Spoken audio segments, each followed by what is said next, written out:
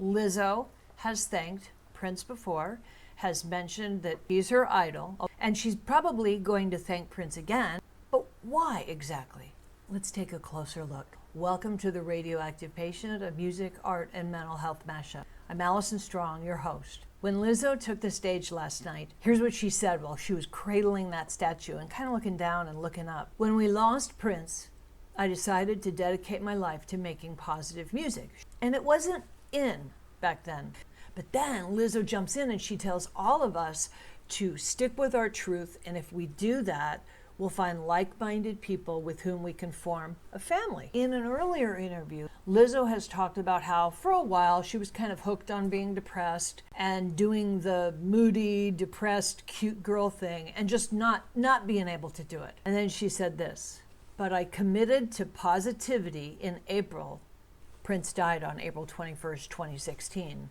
"And I feel such a relief," she said. Prince has dedicated his whole legacy to celebrating women and to positivity, and I'm going to uphold that, she said. But there's more. Lizzo's first musical inspiration and role model, and still is to some extent, is Beyonce. As a fifth grader, she snuck out of school to go see the Bay perform. As she grew up, Lizzo played several instruments, including the flute, but gradually she found herself wanting to use her voice as her instrument. So she was beginning to sing and think about rapping, but things didn't really reach a breaking point until she was in college, when she felt like she was being pulled in all directions. Because obviously, like hip hop and rap, that's going to be happening at night out in the clubs. So she was staying out late at night and then having to turn around and wake up really early in the morning to go to math class, which she said was murder. And then her father took ill and passed away.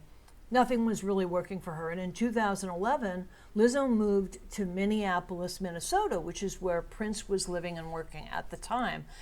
And she put out a couple releases, and her style got Prince's attention, and he invited her to play on his 2014 album, Plectrum Electrum, with him. And you can hear her on the song Boy Trouble as she sort of finds herself with these Prince-esque screams in her sound. And she got her first paycheck in the business from her work on that album.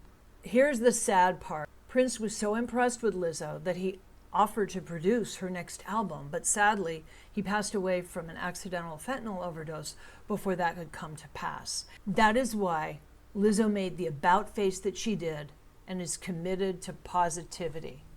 Well, that's it for this edition of the Radioactive Patient. I hope I've filled in a few of the blanks about Lizzo and Prince. So we'll see you on the next go-round, okay? Don't go far. Stay close.